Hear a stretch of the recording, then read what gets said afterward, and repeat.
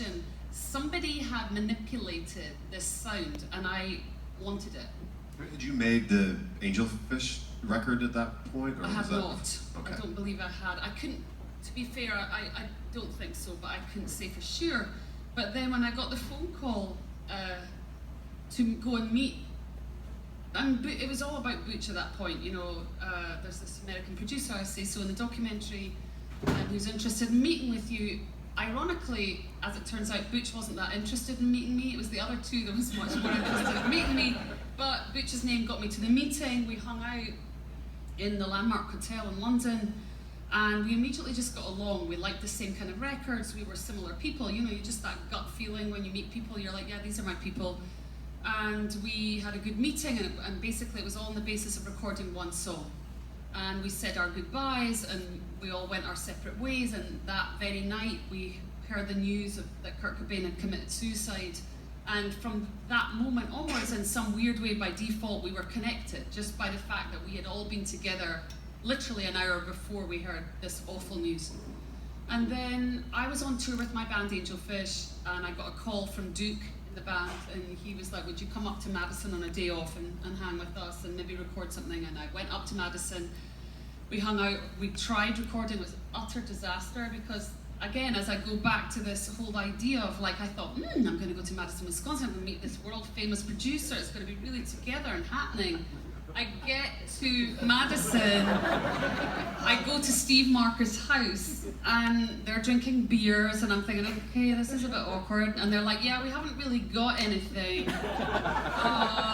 We're down in the basement, which was basically a man cave, and they were like, you know what, let's just run a microphone up the stairs, and you can stand, you know, in our living room, and we'll crank the door and just make up some shit. And I'm like,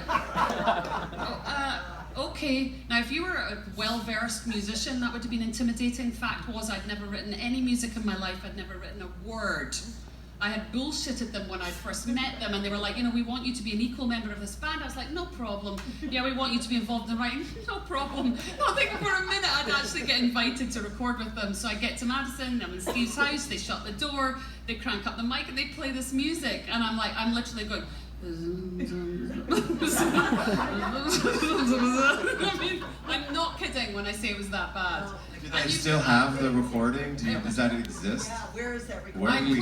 God. We do have some of those that Shirley has forbade ever. Understandable. It's just awful. I'm actually blushing right now. But anyway, the boys, God bless them, are so polite and cute. You know, they were like, that was great. Come on, let's go and get some beers. So we go to the bar, we hang out, we get really drunk, because you know the one thing Scots can do better than the Midwestern Wisconsinites, we can fucking drink. And we drank, and we of course loved each other. We got along so well, and so they invited me back, and the rest is history. And it was the greatest moment of my life. I mean, I'm so lucky. I have a friend here who knew me when I was just before I left for Madison, Wisconsin, and he can attest to the fact that I was just this sad loser that I had no future whatsoever until I met Butch and the boys. So thank you, God, thank you, fate. And I have to add to that, Shirley's right, we did not know what we were doing in Garbage at the time, and it was super ghetto setup. We had just had this like ping pong table that we put an ADAT, like an 8-track ADAT, and a couple speakers. It was next to Steve and Cindy's laundry machines down in the basement. And I think they had some cats or something. And she would go up and stay in the living room and whatever, had to deal with the animals there. But the really a lot of the initial first day was we could not effing understand her accent. She would sing a little bit, we'd play a snippet of music, and what do you think about this? I don't know what the fuck you want me to do. And she would say, as you just said, and we wouldn't even turn on the talkback. We would look at each other and go, what did she say? What did she say? And so there was clearly international incommunicado at that point. But to Shirley's credit, about 2 weeks later, you flew back to Scotland, and then you called up and said, I know what to do with some of these songs. And she flew back to Madison, and we still went into Steve's studio, and she sang Queer and Stupid Girl and like we're all done, like in the super same ghetto setup, and the tracks that are ended up on the record. So. But I was so intimidated, and I'm not just saying this because Danita's sitting beside me, but I was so intimidated because Butch would tell me stories of working with L7. I kid you not, probably through the entire duration of our first record, I was just like, in my head, you know how you have these internal dialogues, I was like, he thinks I suck. He just thinks I suck. I'm not as good as Danita. I don't sing as well. I'm not as cool as her. I'm not as provocative or rebellious or interesting as her. I mean, I'm not kidding.